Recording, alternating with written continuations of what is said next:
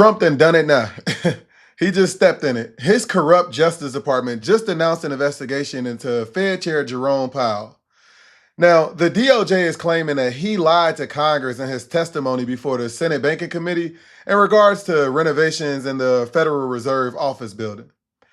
This investigation is complete dog shit. Even Republicans are calling it out. His only crime is not lowering interest rates to Trump's liking. Before we get started, I want to take a second, ask everybody to subscribe to my YouTube page and sign up for my email list. Those are the best ways to stay in the loop on all things politics with Steve. Without further ado, let's get back to it. Now, as I mentioned, this is all in regards to his testimony to Congress. Now, Powell said the cost changed over time. The DOJ is investigating him for that. This is laughable because every time we hear Trump say anything about this ballroom, the cost is changing over time. And by the way, he unconstitutionally tore down the East Wing for this without, checking in with Congress. Hey, but Jerome Powell came out swinging. He immediately responded to Trump. He really cooked his ass.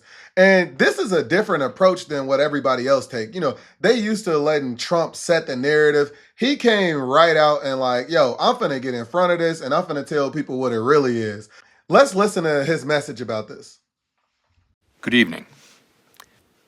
On Friday, the Department of Justice served the Federal Reserve with grand jury subpoenas, threatening a criminal indictment related to my testimony before the Senate Banking Committee last June.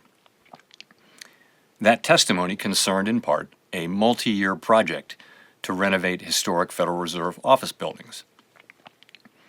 I have deep respect for the rule of law and for accountability in our democracy.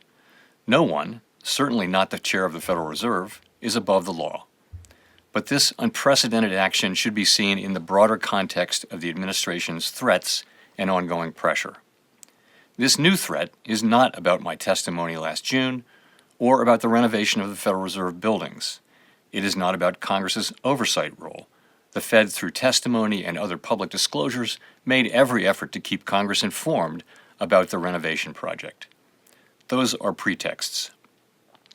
The threat of criminal charges is a consequence of the Federal Reserve setting interest rates based on our best assessment of what will serve the public, rather than following the preferences of the president.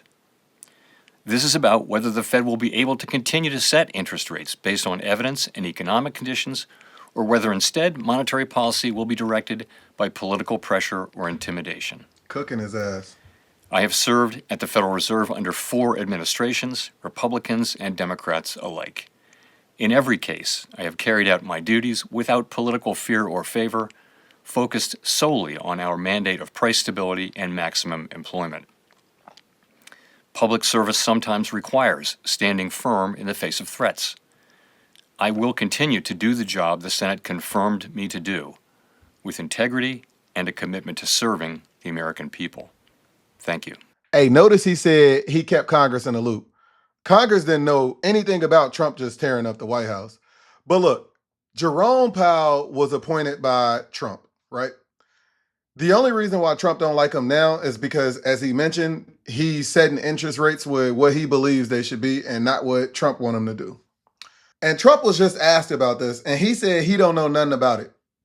His ass is clearly lying. Y'all remember a couple months ago, we seen him accidentally publicly write his corrupt Attorney General Pam Bondi a message requesting that she prosecute his political opponents. We literally seen him list a group of people and ask her to prosecute them. This move pissed everybody off though, because if the world stopped believing in the independence of the Fed, it can destroy the economy. This could cause inflation to skyrocket. Trump wants the U.S. to be Russia, and he wants one of his allies to be in this position and set interest rates. Congress established independent agencies in positions like this to be independent from the president. What's in the president's interest isn't always in the interest of the Fed chair. The president has political interests and stuff like that. If a president can force a Fed chair out with a bullshit investigation like this, there is no real independence. This is a cousin to Trump's decision to fire Democratic members of the FTC. But this time, even Republicans was pissed about this. Several came out against this. And more importantly, they said they will not vote for anybody that Trump chooses to replace him. I want to show y'all a few of these pissed off Republicans, and then we're going to talk about it. All right, first up, we got Senator Tom Tillis. He said, if there were any remaining doubt whether advisors within the Trump administration are actively pushing to end the independence of the Federal Reserve, there should now be none. It is now the independence and credibility of the Department of Justice that are in question. I will oppose the confirmation of any nominee for the Fed, including the upcoming Fed chair vacancies, until this legal matter is fully resolved. All right, next up, we got Senator Lisa Murkowski. She says, after speaking with Chairman Powell this morning, it's clear this administration's investigation is nothing more than an attempt at coercion. If the Department of Justice believe an investigation into Chair Powell is warranted based on project cost overruns, which are not unusual, then Congress needs to investigate the Department of Justice. The stakes are too high to look the other way. If the Federal Reserve loses its independence, the stability of our markets and the broader economy will suffer. My colleague, Senator Tillis, is right in blocking any Federal Reserve nominee until this is resolved. I mean, it's a big deal that they calling for a congressional investigation into Trump's DOJ for this corrupt probe into Jerome Powell. And also them saying they wouldn't vote for a person to replace him, that removes the initiative to get him out of there. Now, the Justice Department didn't respond to any questions specifically about Jerome Powell's investigation, but a spokesperson did tell CNN that they wanted to investigate any abuses of taxpayer dollars. That's fucking laughable because Trump and his allies do that shit on a regular. But again, this is why Trump appointed Pam Bondi, one of the most corrupt people to ever be Attorney General of the United States. I mean, there have been several charges that the Justice Department just abruptly dropped against clients that are represented by Brad Bondi, her brother. That is saying, hire my brother and those charges will get dropped. When she was the Attorney General of Florida, she dropped charges into Trump for the Trump University right after Trump made donations to a charity that she had. She also killed investigations into people like Trump's border czar, Tom Homan, who was caught on camera accepting a $50,000 bribe from undercover FBI agents.